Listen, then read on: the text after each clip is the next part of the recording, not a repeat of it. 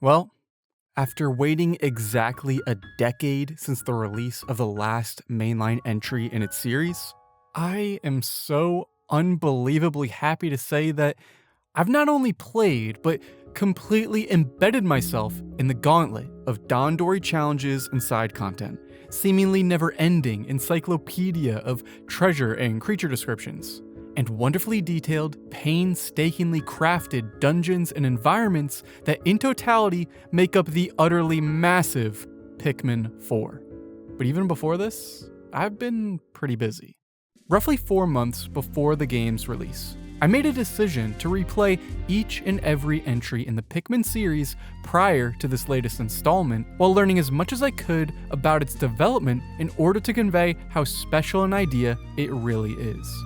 Don't worry, you definitely do not need to watch my previous 2.5-hour retrospective in order to understand my feelings on Pikmin 4. But that does mean this video is kind of an addendum to the experience that largely informs how I've come to feel about this new game. It's given me a unique perspective with which I can evaluate its new ideas and tweaking of the Pikmin formula. But perhaps most importantly, it's also allowed me to look a little bit further beyond my own opinions and desires to consider whether or not this game is what Pikmin needed to be in order to achieve the goal of its creators. It's an extremely important aspect of the conversation because Pikmin 4 is so much more than just another sequel to a fairly niche and inconsequential franchise left to fill out Nintendo's library, especially to its fans. It's potentially the turning point for a highly unique series of games that often feel like underappreciated subliminal art enduring a perpetual struggle to reach their audience, largely due to a history of releases on stagnant platforms. Conversely, the Nintendo Switch has consistently demonstrated the power to elevate the reach of all of its properties, presenting Pikmin with a unique opportunity that has affected the design of this game to facilitate the longevity of the series. And I think it's important to examine Pikmin 4 in that context. To me, it's almost more interesting than anything I feel about it. And so if you find that interesting as well, you'll be happy to know that since the creation of my original video, even more information has surfaced explaining why Pikmin 4 shifted in this direction. In fact, since its very announcement, Nintendo has approached communicating the essence of Pikmin in its latest entry with careful calculation. And at the risk of coming across a little egotistical, I think I understood much of what they were trying to convey. In the same way that Pikmin 3 was specifically a reimagining of the first game, meant to not only refine its unique offerings, but also widen the appeal of the franchise, much of Pikmin 4 is Pikmin 2 2, unearthing many of that game's design philosophies and direction that was abandoned in the shift to 3. In my own speculation, as far back as its unveiling trailer, I felt as though it was so highly referential to Pikmin 2 that I couldn't imagine a final product that wasn't exactly that, and so much more. What I had no way of knowing was just how much more really was in store. While much of its design does draw heavily from Pikmin 2, Pikmin 4 is actually a celebration of all of Pikmin, pulling influence from each and every prior Pikmin game. Yes, even that one. In doing so, Nintendo's goal was to create the definitive series entry point, make the essence of Pikmin more palatable to a wider audience, and even unify its community of dedicated fans split between preferring a game about time management versus one about type management. Whether or not they achieve that is obviously still up to interpretation. And so, I'd like to begin explaining my interpretation, because as I've come to ruminate on my experience, my feelings have become a little complicated. And in order to begin explaining why that is, I think a little context is important. Following the release of Pikmin 3, just short of a decade prior to this new game, its developers had ample time to reconsider how to approach its successor. And to do that, they not only evaluated the immediate success of the third entry, but also how its reception fit into a growing trend among the Pikmin fanbase. With Pikmin 2's strong departure from the essence of the previous game, and Pikmin 3's desire to return to series roots, Nintendo had identified a rift growing between fans of both styles. The first game had a time limit where players had to complete the task within 30 in-game days. If they missed, they'd have to start all over again, which felt too long for some people. So, we eliminated the time limits in Pikmin 2 and introduced more Pikmin types and treasures. We also created a catalog and made it a game about collecting things little by little. The playstyle thus changed from time management to type management. That's how Pikmin 2 ended up, but we had multiple discussions on what direction to take with Pikmin 3. The first game provides a deeper challenge, while the second game is broader in terms of content. Players were divided as to which game they preferred, and some people even talked in terms of being either a Pikmin 1 person or a Pikmin 2 person. In many ways, Pikmin 3's release solidified the essence of the series. After evaluating the reception to its two notably different predecessors, the team made it a point to reimagine their style of game primarily focused on time management, with enough refinements to coax fans from one side to the other, as they believed in retrospect that the deeper challenge of the original Pikmin's 30-day time limit was still more interesting than Pikmin 2's broader range of content. The increased focus placed upon Pikmin 3's mission mode is also an obvious indicator of just how far they were willing to push this sentiment. But by relegating some of the game's most interesting challenges to a side mode, they ran into a somewhat unsurprising problem in hindsight. Instead of utilizing the compact yet highly dense mission mode arenas to train up their mastery of multitasking to further employ in the story mode, like the developers had hoped, the opposite had occurred. Players who weren't as absorbed in the art of task management as Pikmin 1 purists simply ignored 3's mission mode, while it was only fully enjoyed by a fairly limited number of players. Not only that, many fans of not just Pikmin 2, but the series as a whole lamented the loss of interesting features like Pikmin 2's caves, its fan-favorite Pikmin types, and even the tone and atmosphere that became wholly unique to Captain Olimar's perspective. The reimplementation of the Piklopedia in the Switch's deluxe port of Pikmin 3 following its absence in the original Wii U version also kind of serves as an admission that the development team wasn't as fully aware how important such features were to many of Pikmin's fans. All of this was deeply considered in the lead-up to Pikmin 4's development. While Pikmin 3 was, by their own admission, unable to convey the appeal of the series to as wide an audience as Nintendo had hoped, it did solidify their feelings on what a Pikmin game should convey: the art of Dandori.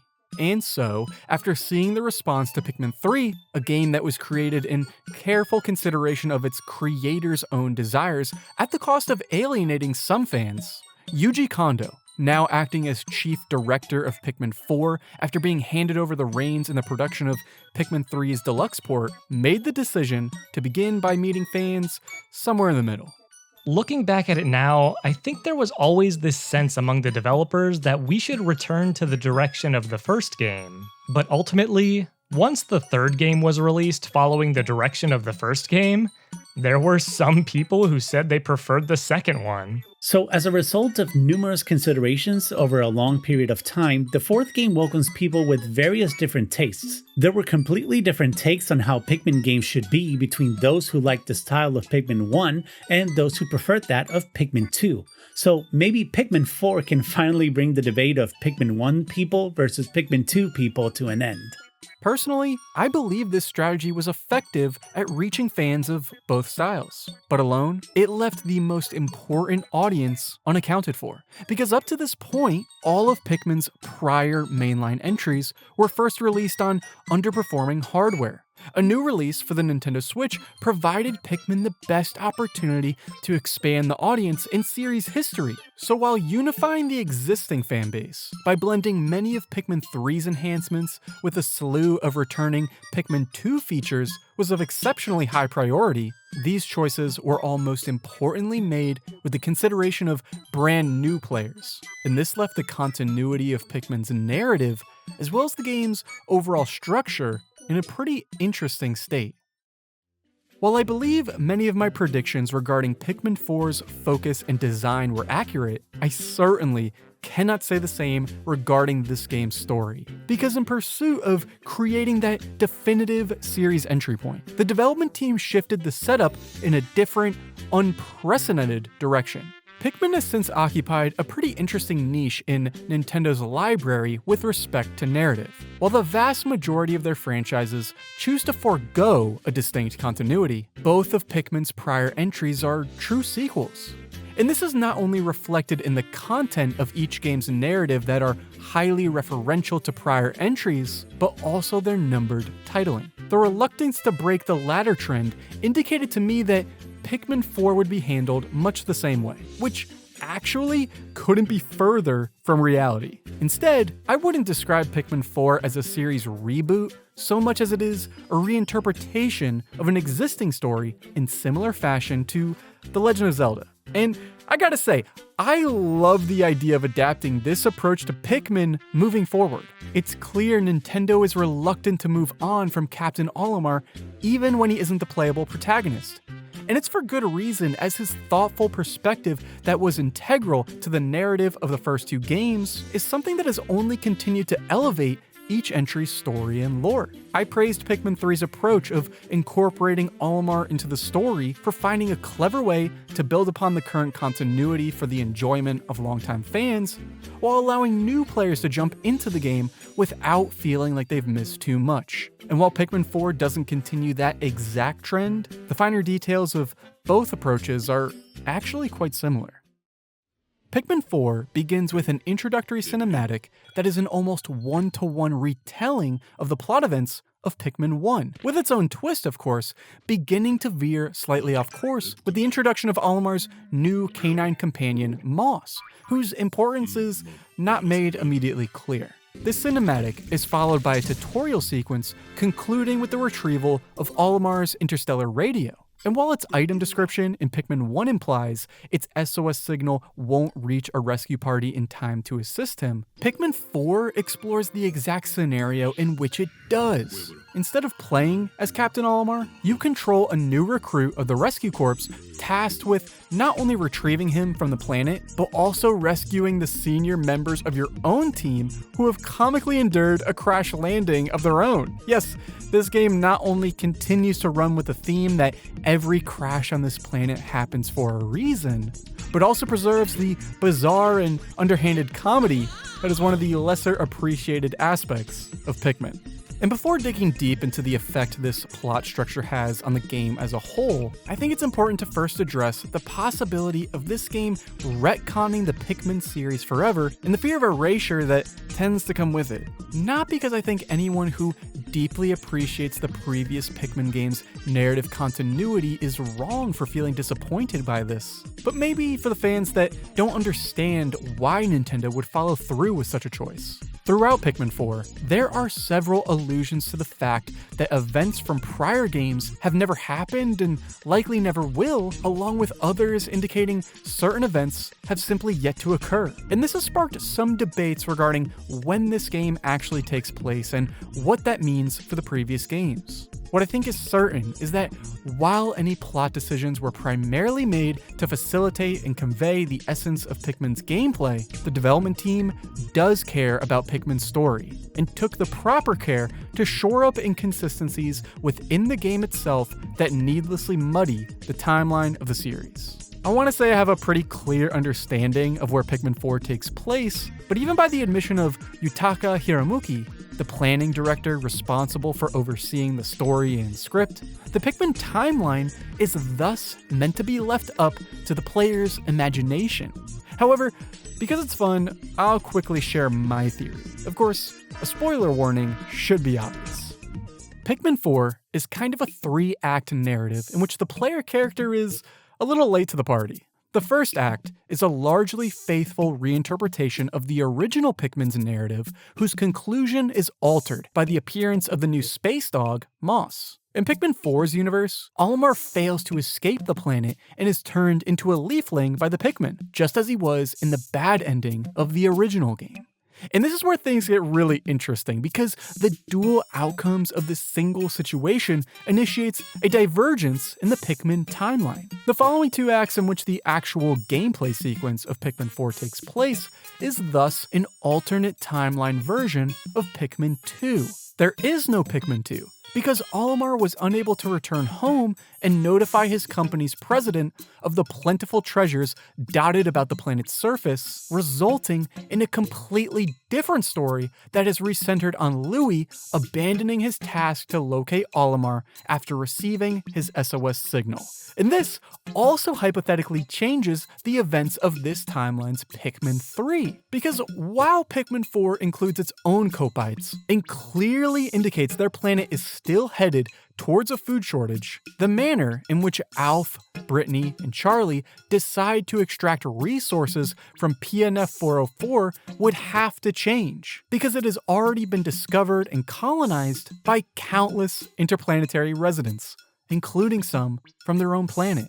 As such, my interpretation of the timeline looks something like this, which, from what I've seen floating around social media, could either be fairly similar or completely different to your own interpretation. However, I'm pretty confident with mine, as it lines up rather nicely with the idea that Pikmin 4 really is Pikmin 2 too. The point, though, is that the exact nature in which these events occur has been left just vague enough by the developers to encourage speculation. Beginning a new timeline doesn't invalidate the events of past games so much as it indicates the team's confidence to continue releasing Pikmin games that could eventually tie into each other following this mega entry, which I believe is an undeniably great thing for all Pikmin fans. On the other side of the coin, however, recounting the events of Pikmin from the very beginning in this game is a fantastic alternative to Pikmin 3's plot for defining Pikmin 4 as the perfect series entry point. To make it easier for newcomers to get emotionally invested in the world of Pikmin, we designed the game so that players themselves would become the Rescue Corps' new recruit. So even if you're not familiar with past titles, you'll be fine. Of course, we've put thought into developing features that add to the fun for players of the previous titles, so they've got plenty to look forward to. So, how does this setup actually affect the moment-to-moment play and overall goal? Well, that's exactly where I believe the similarities to Pikmin 3 come into play, albeit in a far less linear way. Pikmin 4 has a wide variety of goals orbiting the central search for Captain Olimar. First and foremost, the player character must locate the missing members of the rescue team in order to complete the mission, leading nicely into the main goal of Pikmin 4, rescuing not just Olimar or even the other members of the rescue team, but a wide assortment of alien castaways following Olimar's signal from different planets all across the galaxy. The search for castaways rests atop a pyramid of all of Pikmin 4's other goals and activities. Just like Pikmin 2, there is a ton of treasure to collect, whose function this time around surprisingly takes some cues from Hey Pikmin, leaning a bit more into the nostalgic motif this time around, rather than humorous reliance on product placement. I think allowing all kinds of collectibles, including fruit, to exist under this umbrella that is treasure is probably the coolest path forward following Pikmin 3.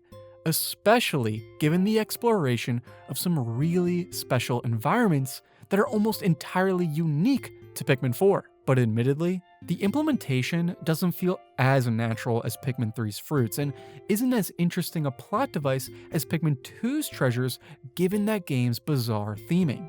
In this game, the function of treasures is lifted almost verbatim from Hey Pikmin. It's converted into a fuel source called Sparklium upon collection that allows the team to escape in the end. But most importantly, it also expands the range of their ship's radar function, allowing them to visit new areas and ultimately locate more castaways found in the deluge of new cave dungeons returning from Pikmin 2.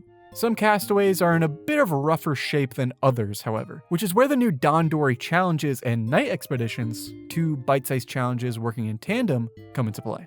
Where the mission mode reminiscent challenges reward players with castaways afflicted with a sort of Pikmin-like disease, the reward for the tower defense-like night expeditions is a glowing sap used to cure the leaflings. And last but certainly not least are the Dandori Battles, a single-player spin on what has persistently been the core multiplayer mode of the series since the second game, and they honestly feel more like boss fights than just about any of the actual boss-like enemies in this game. If this sounds like a lot of content, it's because it is. Quite frankly, it is a shit ton of content for a Pikmin game, all packed into a single mode that completely dwarfs the story mode content of Pikmin 3, which is what most of its players primarily engaged with. It's kind of an unfair criticism though, right? Because Pikmin 3 had a lot of content itself, much of which was unfortunately ignored.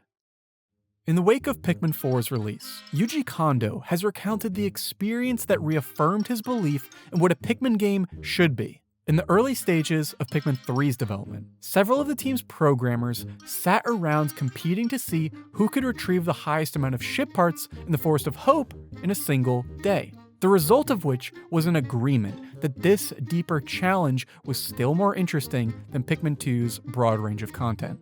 This eventually led to the creation of Pikmin 3's mission mode, but more importantly, it's when the developers began using the term Dandori to describe the core essence of Pikmin.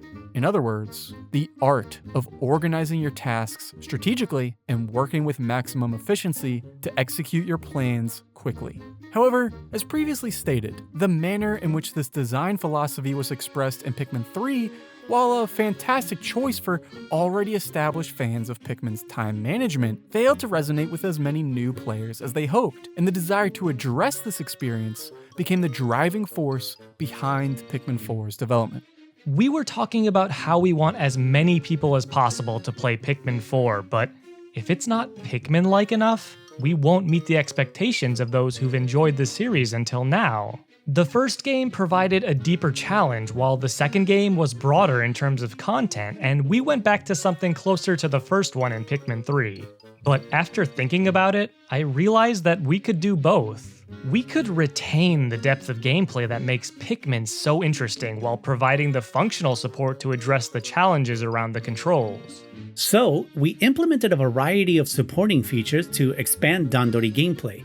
We wanted players to enjoy the game in greater depth and for longer by offering those Dandori elements while removing the time limit. So basically, Pikmin 4 gets all the good things from the first and second titles.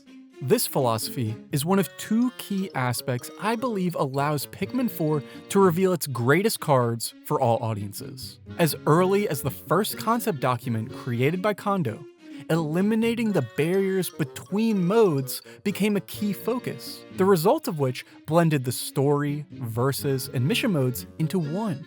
The genius of this change, however, is how it naturally and gradually exposes players to the beauty of Dandori. I had the pleasure of observing my brother, who has played through most of the Pikmin games, playing Pikmin 4. Yet unlike myself, he doesn't value the art of its multitasking so much as the way the world and aspects of collection draw him into the experience. I actually asked him to play some of the prior game's Bingo Battle mode with me in order to gather some footage from my previous video. We only ended up playing a single round, which was immediately followed by him stating, and I quote, "Holy shit, this is awful! Do not ask me to ever play this again." Naturally, I knew Dandori battles and challenges would be a pain point for him, the first of which filled him with enough dread to warrant putting the controller down when it was first revealed. However, because it was an immediate obstacle in the core mode, he gave it a fair shot. He certainly had to overcome a bit of a learning curve, but rather than interjecting to coach him, I wanted to see how difficult it would be for him to adapt to the new challenge on his own. It definitely took some time, but to the credit of the game's attempt to gradually reintroduce these challenges in between its aspects he enjoyed the most, he not only grew to appreciate them, to my shock, he even began to display some better results than my own. I don't think this moved the needle so far that he is now a fiend for Dandori like myself, but I'm willing to bet that when extrapolating the nature of this experience to other players, it's going to create more new fans of Pikmin's true essence than any other prior game in the series. The design of these challenges are a little less ambitious and outright difficult than Pikmin 3's mission mode or Bingo Battle, but the much smoother difficulty curve allows them to act as the perfect gateway to seeking mastery of Dandori. It might be the biggest, yet simultaneously most underrated accomplishment of this game moving forward. But this, of course, would not be possible without the bedrock this web of interconnected activities rests atop of. Pikmin 4 simply has the most vast and subsequently most fun to explore levels in the entire series. When the game was first revealed, Miyamoto shared just a single, carefully considered detail regarding its new focus that I don't think anybody realized would be as major as it was. The Nintendo Switch had made the game simpler to control, that much being arguable in my opinion, but more importantly, opened up the series to a full range of camera control for the first time.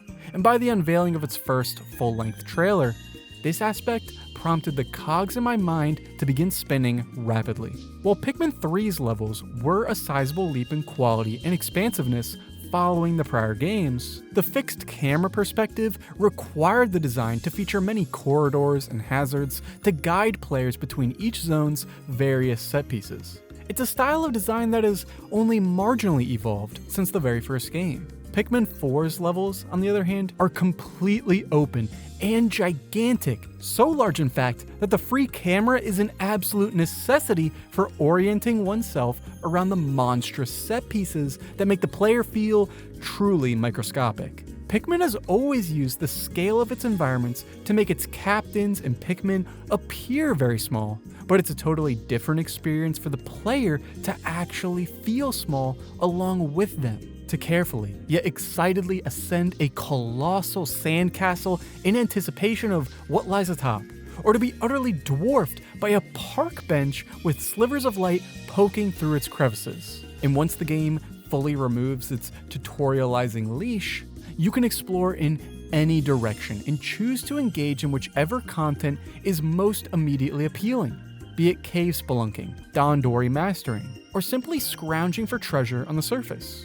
Relative to the previous games, Pikmin 4 manages to leap so much further towards allowing players the true freedom to explore and tackle problems in whichever manner they see fit, a large goal of Pikmin 2's design that was only really scratched at in 2004. Because even within just the last 10 years, following Pikmin 3's release, Nintendo has since accumulated a new body of work that embodies that exact goal, giving this team some inspiration to pull from a not so unlikely place. As a development team, we wanted to leverage what players come up with as much as possible. Therefore, from the beginning of development, our goal was to create a game that would support this. It's similar to the Legend of Zelda series breaking the conventions, but just as in that series, we thought it would be better to leave it up to players which order they encounter Pikmin in, rather than having the game decide for them. This thought shaped the elements of Dandori, and players are now free to try out their own ideas, like using ice Pikmin in a certain place to get the job done faster. It makes the presence of Pikmin's newest type make so much sense. Each of the prior games' additional types were designed around making the best use out of their respective games' new design choices. But where Pikmin 2's purple and white Pikmin were added to better suit the shift to type management, placing more value on individual units, and 3's rock and winged Pikmin making novel and practical use of the Wii U's motion controls and gamepad management accordingly, Pikmin 4's Ices have a unique impact on traversal that makes them feel less like an outright requirement and more like an option, as some of their best use cases involve freezing bodies of water to quickly dispatch enemies or open up shortcuts that could just as easily been dealt with using only blue Pikmin. Instead, the player's creativity is rewarded, and this not only extends to Pikmin types, but also just about all of the new mechanics. In addition, Pikmin 4's raw materials are a brand new, multi-purpose facilitator of the game's exploration players can stockpile as they see fit. Not only can they be used freely in zones to build structures that open up shortcuts and grant access to new areas, they're also used as a currency for the revamped gear system. Much of the equipable gear set returns relatively unchanged from Pikmin 2, providing a variety of both active and passive benefits. But the new manner in which these upgrades are acquired allows players to begin cultivating a playstyle. As players who struggle against enemies and hazards can prioritize the defensive passive items, those who are more experienced can opt into the new active abilities that assist exploration and multitasking. There's even a slew of consumable items that not only act as a more compelling difficulty modifier than grinding for Ultra Bitter Spray. When used creatively, they can be used to solve problems thought only to be overcome by certain types of Pikmin. Based on what I've seen, these items will be essential in enabling certain types of challenge runs to be completed, which ultimately isn't necessary, but is still indicative of this modern Nintendo approach of embracing player ingenuity. While playing, I recalled my assessment of the previous games, each of which managing to excel in a particularly unique area. But because Pikmin 4 demonstrated this desire to have it all, to reach the satisfaction of all of its fans, and even those yet to be, I struggled to place what exactly it has achieved that no prior entry has before. It's undoubtedly this utter embrace of various playstyles and priorities, this sandbox of exploration and the exhaustive list of possibilities that come with it. And there is no stronger addition to showcase this than what is ultimately the flagship edition of this game. It's Oatchi. Following Pikmin 3, as speculation regarding the next title naturally began to take shape, I think a lot of fans naively began to wonder what a Pikmin game with 4 captains might be like. After all, it only made sense that a 4th playable character would be added to Pikmin 4, as each game before it had in correspondence with their respective titles. Even as late as Pikmin 4's first in-depth trailer, before it was made clear that Oatchi would fill the role, I noticed a number of fans trying to discern which members of the supporting cast would be playable captains. Little did we all know, this was never going to be the case, as experiments regarding 4 simultaneously playable characters took place as early as Pikmin 3's development before being scrapped for being needlessly complex. Just as they had with the absence of purple and white Pikmin from Pikmin 3's story mode, I think the development team realized that more is not always better. And this eventually led to Oatchi, a character that is neither a captain nor a Pikmin, but instead a combination of both, along with so much additional functionality. Interestingly, the manner in which the idea began had little to do with solving this problem. Instead, it was simply meant to be a striking selling point for the new game. Miyamoto-san mentioned earlier that the Pikmin series hadn't seen good sales. At the beginning of development, we were seeking what would become the selling point of the game, both in terms of gameplay features and in terms of being eye-catching. So the first idea was that it would be interesting to have the player control a Bulborb, one of the native creatures, and have it chow down on Pikmin. The controls would be simple, yet give it a sense of satisfaction to players. Above all, it would be visually striking. Stemming from this idea, we considered letting the player ride and control various creatures in the story, but it became too difficult to weave it all into a coherent game. Ultimately, we decided to add Oatchi as a partner creature that the player could switch to from the main character. As a playable character, you can have him throw and call Pikmin, but he can also be used as a sort of Mega Pikmin who possesses the power of 10 Pikmin. He's slightly different from the dogs you see on Earth. He's a space dog. His canine nature allows us to incorporate him in the story as a rescue pup who sniffs out lost castaways. As Kondo-san said, Oatchi is the player's partner, so you can ride on him with Pikmin and train him to do different things to improve his utility. Essentially, we were able to solve 2 problems at once with a single idea. A good idea is something which solves multiple issues at once. To suggest that Oatchi solves 2 problems with a single idea is actually an incredible understatement. Because really, Oatchi is undoubtedly the focal point of Pikmin 4 to such a successful degree that I don't think I can imagine future Pikmin games without him. Initially, I was slightly worried about Oatchi's inclusion because his sheer versatility appeared to have the potential to completely undermine the value of certain Pikmin types. Because not only can he completely subvert the dangers of bodies of water, he can also engage in combat to a suitable degree, and even match the carrying capacity of not just 10 Pikmin, but an entire army by the end of the game. And this is all on top of his ability to function as an entirely independent captain that frankly puts the player character's abilities to shame, by protecting the Pikmin on his back while providing additional offensive capability. It's kind of absurd how much value they decided to pack into a single character in a game that is all about demonstrating strength in numbers. However, the more you begin to think about it, the more such a choice begins to make perfect sense, especially within the context of this game. Because in practicality, confining all of that value to a single character is exactly what keeps him from overshadowing the Pikmin. He can do so many things, but committing to any particular action comes at the cost of being able to do everything else. And what this does is allow the player to determine on their own what playstyle will provide them the most value before subsequently building Oatchi into that role using the wonderfully paced accompanying upgrade system. You can make him a great fighter to keep by your side and initiate combat with, or you can prioritize digging and carrying capacity to ease treasure retrieval, which is exceptionally helpful in the early game due to the squad size restrictions. In my playthrough, I immediately decided to double down on fleshing out his captain adjacent abilities in order to begin multitasking as soon as possible. And this is how I chose to utilize him whenever it made sense. That is, until it really sunk in how limitless the possibilities for Pikmin level design had become with Oatchi's addition. Let me explain. One of my biggest predictions and highest hopes for Pikmin 4 was only briefly hinted at in its gameplay trailer.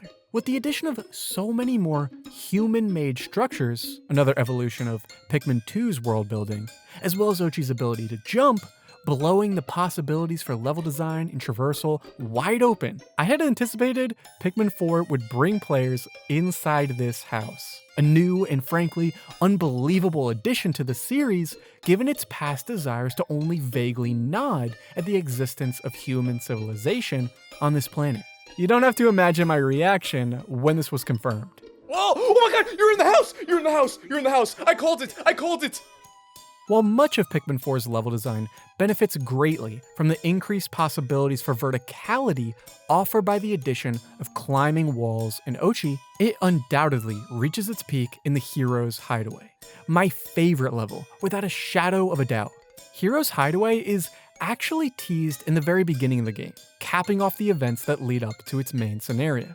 And this helps to get players acquainted with just how far the new traversal options are pushed. Specifically with respect to verticality. There's a few small objects to interact with at the ground level that take advantage of Oatchi's active abilities. But most of the really interesting action provided by this zone alone takes place on a much higher plane I'd like to refer to as the tabletop level. There's so many amazing ideas taking place here. Like, atop the kitchen counter is a cave entrance built into the stovetop that is engulfed in flames and can only be entered with a Scorch Guard and red Pikmin. It's a charming and lighter spin on Pikmin 2's submerged castle that plays with some funny interactions between the reds and this chilling environment that sees players scrounging for ice candy pop buds to deal with its various ice hazards and enemies before spitting them out in a new location, rewarding them with access to a conspicuously open freezer door where the precious Ice Pikmin Onion awaits. It's genius. There are creative obstacles with puzzle-like solutions all over this level that involve interacting with something in one location to further your exploration of this tabletop level. And because this level acts as the final zone of the base game, it uniquely tasks players with exploring every last inch of it to uncover the combination to a safe where the final challenge takes place. It wasn't until I completed this level did I become aware how crucial Oatchi's addition to this game was, and it's actually not due to his jump. Pikmin 4 goes where no Pikmin game has gone before by introducing this free camera, but it also manages to avoid the consistently frustrating instances of Pikmin AI not behaving and falling off ledges or into water by accident, even without a swarm mechanic, by simply allowing the Pikmin to jump on Oatchi's back. This is what allows traversal to feel so fluid and exploration to be so fulfilling in Pikmin 4. It encouraged me to not just fully explore Hero's Hideaway, but to carefully comb through every last wonderfully designed area until I had achieved no less than 100% completion. Ochi was designed specifically for these zones and vice versa, allowing him to act as this mega Pikmin and mega captain that facilitates so much of the game's freedom without trivializing that implicit challenge Pikmin games are so great at tapping into. However, underground, I'm not so sure that is also the case. I've spent a lot of time focusing on Pikmin 4's main zones because I believe it's where this new design philosophy undoubtedly shines its brightest. Unfortunately, I can't quite say the same thing for its caves, and it's not because they're supposed to be dark, nor is it because I didn't enjoy playing through them. Far from it.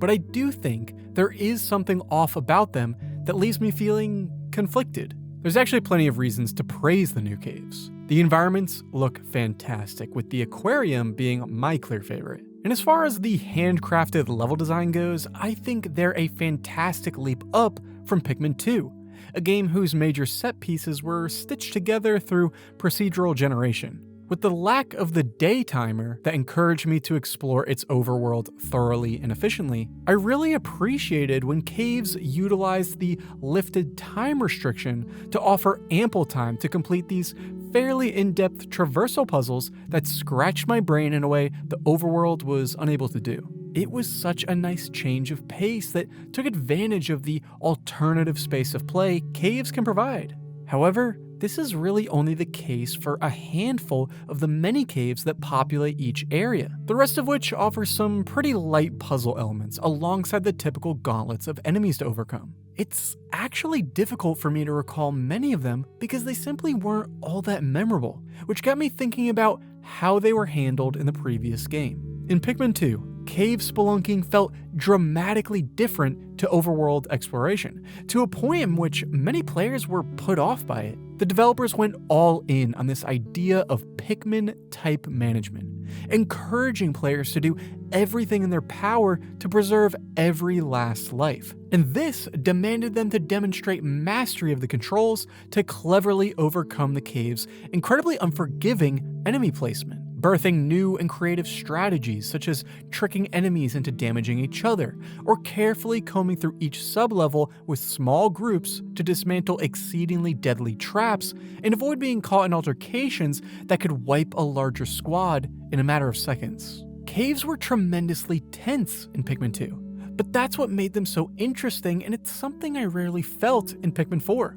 I honestly struggle to assess difficulty in Pikmin because of my experience, as I'm rarely caught off guard by enemy behaviors after playing these games for countless hours. But what is certain is that these caves are so incredibly reluctant to truly surprise players, to be unfair like Pikmin 2. That's certainly not a bad choice on its own. In fact, it does align closer with one of the development team's goals. But I can't help but question it when a bunch of new mechanics have been added that already make such challenges so much easier to deal with. There are so many safeguards preventing players from running into situations where they do not have enough Pikmin to proceed, such as the many groups of wild Pikmin, and the surpluses of elementally resistant glow Pikmin players can produce at any moment should they find themselves consistently engaging with the night expeditions. And that's not to even mention the fact that the new rewind feature is just a perfectly acceptable and encouraged method of the save scumming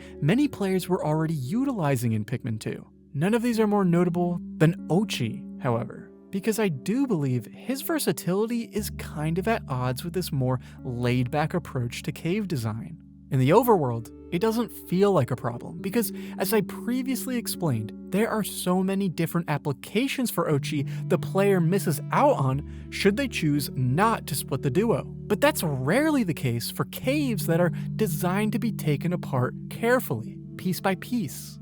To the game's credit, caves are consistently delivering new ideas to keep players on their toes, including some that do split the player off from Ochi. And by introducing new Pikmin types in caves long before their respective onions are unlocked, players are encouraged to care deeply for them, as each of their lives really are precious. It's a feature that fits nicely into the type management motif that makes these dungeons compelling. But I don't know that Ochi does in his current state. because whenever we weren't apart, I was consistently running circles around enemies and defaulting to his rush ability that makes exceptionally short work of every creature it can be used upon. I kept wondering when the enemies were going to toughen up, because as the cave difficulty began to ramp up, so too did Ochi's own effectiveness with a movement speed buff, elemental resistances, and a stronger rush that could stun and defeat almost any enemy it came in contact with in a single damage cycle.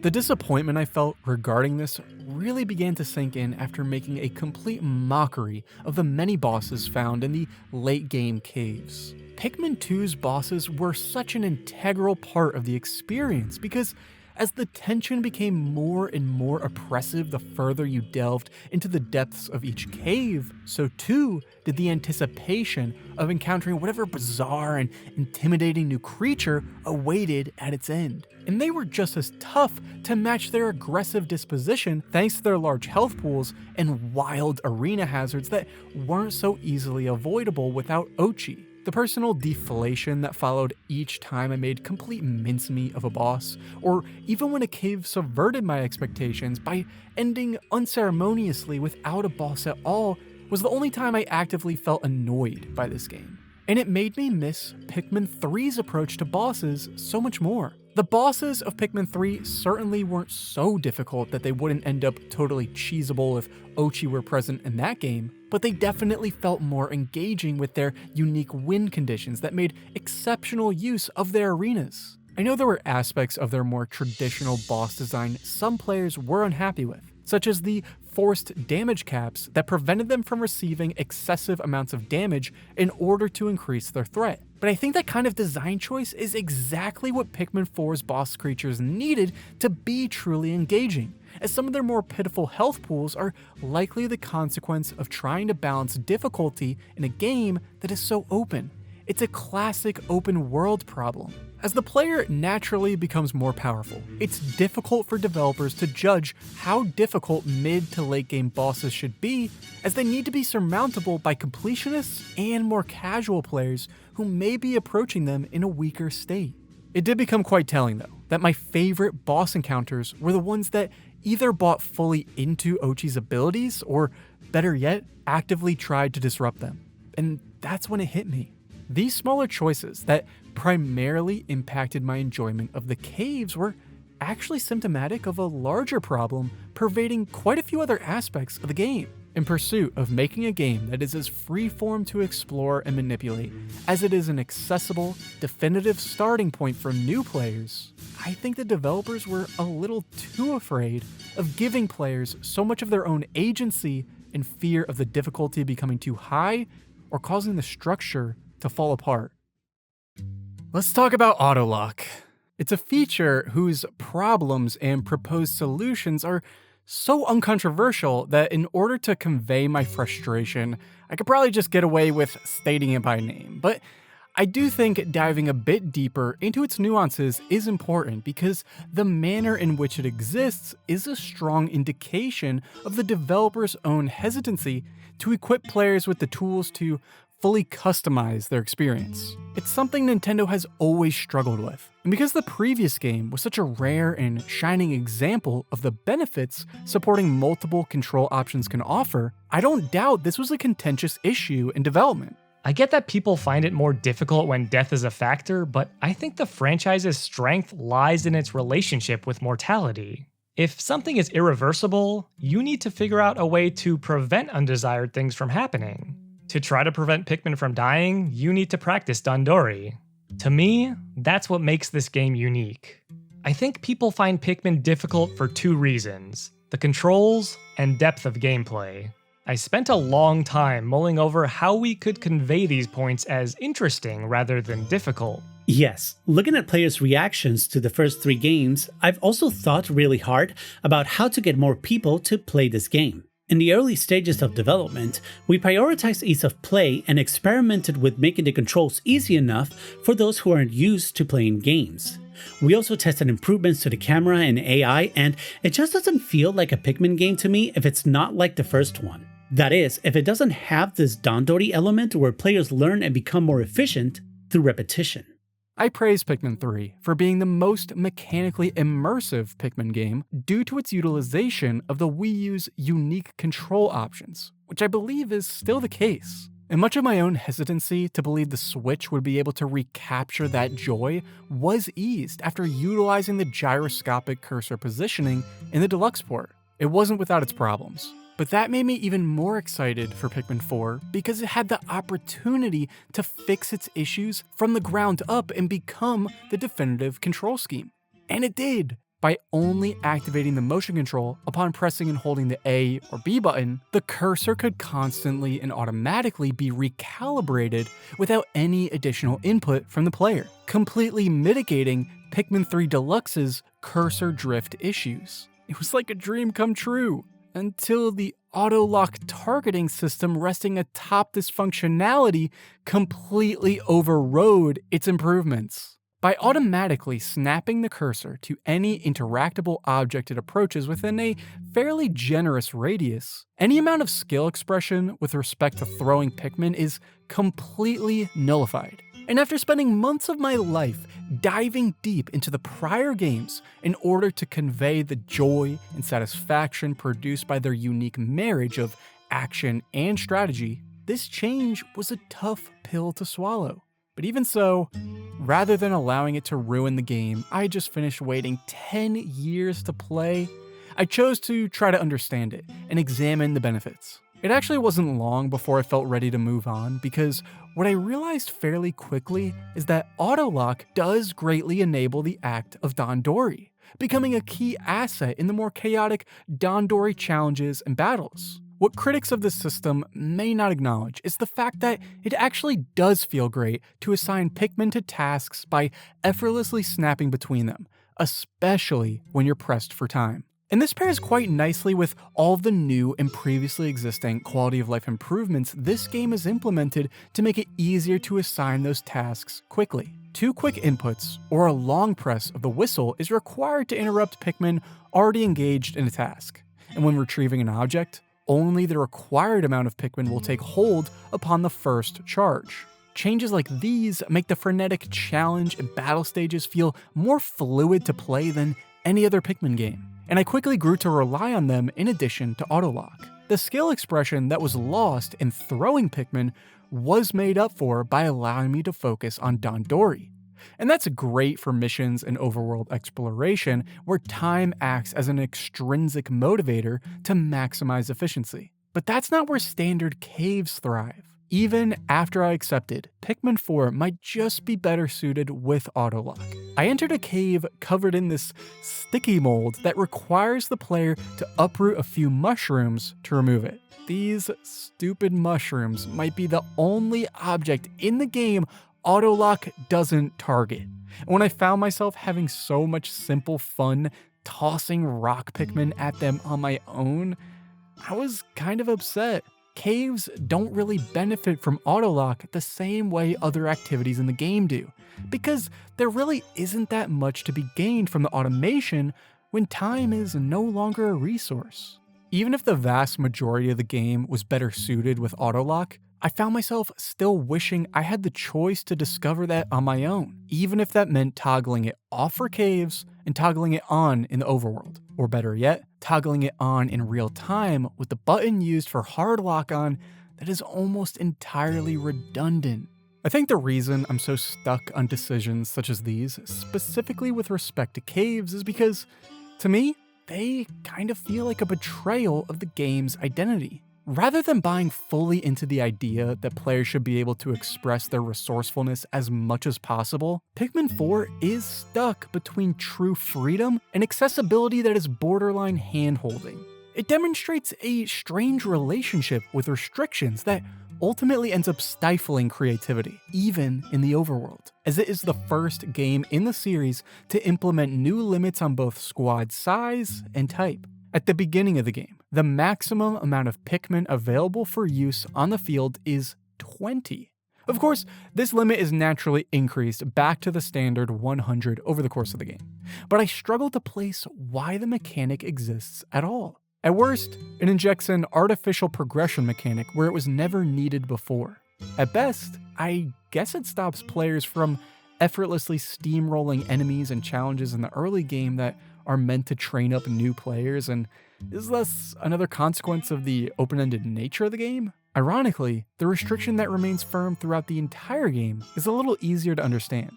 In addition to varying caps on squad size, no more than 3 different types of Pikmin can be used on the field at any point.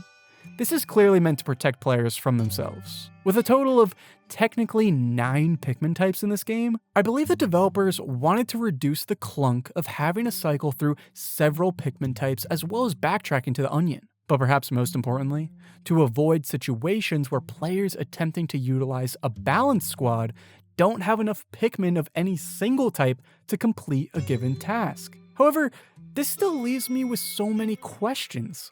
Why allow only 3 types? Why not 5 like both of the previous games? Why does this game suggest which Pikmin to use on the overworld when one of the 3 base locations in each level are never too far away? The only explanation I can think of is that the developers wanted to ensure some amount of control over the average player's experience. But the thing is, these types of overworld restrictions make more sense in the caves where they do not exist. Because caves are the most frequent introductions to new Pikmin types, it's more rare for them to not be breaking these rules. In caves, players will frequently find themselves utilizing both a larger quantity and more unique types of Pikmin at once than they ever will on the overworld. Funnily enough, the best and most memorable caves are the ones that implement unique restrictions, and the developers understand this. They have to understand caves like the Submerged Castle and Frozen Inferno are so fun and unique because in the right environments, limitations often breed more creativity than true freedom does. It's the reason I gradually became more and more excited to encounter a Dandori challenge over a regular cave the further I progressed through Pikmin 4. There is another type of challenge that does explore what Pikmin can play like under a unique set of restrictions, and it's a great and ambitious idea that flips the conventions of Pikmin on its head, but it's also frustratingly representative of the fact that Pikmin 4 is just ever so slightly held back by this desire to secure control of the average player's experience. I think diving into night expeditions was a fantastic idea, and I'm certain the Pikmin community did as well because when they were first announced, just the mere mention of night exploration was enough to send fans into a speculatory-fueled frenzy.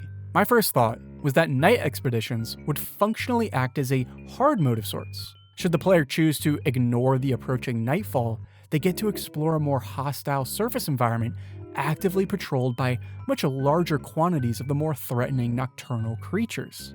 Instead, they're much more akin to a traditional tower defense side mode. And while that is a bit less ambitious than what I can imagine many of us were anticipating, it's definitely not a poor alternative, because tower defense acts as the perfect foil to Dandori challenges. Instead of trying to quickly complete an objective, you're trying to survive as long as possible. And this encourages a different kind of frenetic strategy. I had a lot of fun lining up enemies to take out in a single rush, while making sure to save the new glow mob attack for just the right moments. The problem is that these missions simply take too long to get going, especially when attempting several in sequence. In the time it takes to queue up and load into a mission, the actual amount of truly engaging playtime is a little too minimal for my tastes. And by implementing a hard cutoff at early morning daylight, I think these scenarios are missing the big appeal of tower defense. Instead of having to load in and out of several missions in the pursuit of larger quantities of glow sap, I think a more elegant solution would be to implement a true endless mode that rewards players relative to the maximum amount of time they're able to survive the gradually increasing hordes of enemies, reducing tedium and encouraging skill expression. There's an interesting, highly replayable dynamic here that isn't being explored, and I think it's why such an anticipated feature is now rarely being talked about. I don't particularly enjoy being a critic, and that may be emblematic of the fact that over the course of the 6 months I spent deeply embedded in both the Pikmin games and its community, I grew to feel a little protective of the series, choosing to highlight everything I believe Pikmin does so right over the negative aspects that may have caused people to overlook it. However, I do enjoy seeking evidence to assert a belief, and that's why I feel more confident in discussing how I believe this game could be improved. Pikmin 4, and even 3 in some respects, are missing a bit of that subliminal edge and challenge that made the series' longtime fans fall feverishly in love with it. But that may be because the developers have had to play more defensively. They've repeatedly had to make concessions to disruptive and fresh design choices in order to cultivate a more sustainable future for the series, to better get more people truly invested in Pikmin. And for the first time in series history, they may have just done it.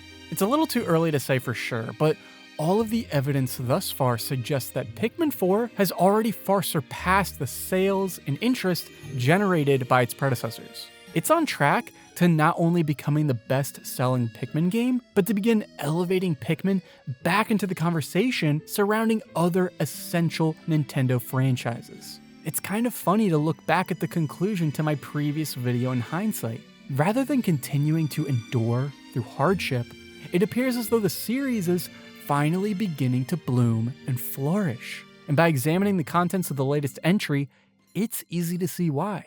Pikmin 4 was given a nearly impossible task. How do you craft a game that effectively bridges the gap between two sides of a fandom with opposing yet equally passionate beliefs regarding what a Pikmin game should be, while also targeting a brand new audience? Some sacrifices must be made, but I find it more remarkable just how much they got right. While the story continues to leave long-held questions unanswered and shifts away from its previous continuity, what is here manages to carefully onboard new players by encapsulating a lot of what fans find so appealing about the Pikmin world. While an overarching time limit is missing from the base game, the beauty of time management has been wonderfully preserved by allowing the more rigid, bite-sized challenges to get players excited to utilize their newly trained Dandori in the overworld. And for the players who prefer more firm time constraints, the developers packed in so much post-game content to serve that very need. There's tougher Dandori challenges, and spoiler alert, what is basically a remake of the original Pikmin game I couldn't even find the right time to talk about, because there is so much content in this game. Pikmin 4 is an exceptionally long Pikmin game. It's even longer than the attention I'm willing to give most games. But I was locked in from beginning to end, rarely wanting to put down the controller. While playing, I was able to overlook many of my criticisms because much of what I didn't like was often masked by the sheer ambition of the project. What I most want people to take away from this look at Pikmin 4, as well as my entire journey with the series, is equally about as much as what it took to get here, as much as what now lies in wait for the future. This game is likely so much more than a best hits collection of the Pikmin we love that is often a little too afraid of tripping over itself. It's a turning point, because as far as I'm concerned, there's never been a better time to be more optimistic about the future of Pikmin.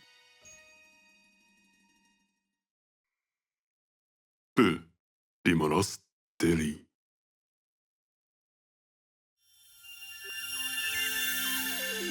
Thank you so much for watching, with an extra special thank you to my patrons for funding videos like these, including Julian Messmer, Questing Refuge, and Blacktooth Bob.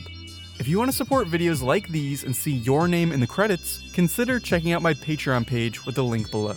After roughly 6 months of completely embedding myself in Pikmin, I'm definitely feeling a little relieved to be able to move on and begin covering other topics, but you can bet that I'll continue to cover Pikmin as well as other Nintendo properties in the future. Once more, thank you so much for joining me on this Pikmin journey, and I can't wait to see you again in the next video.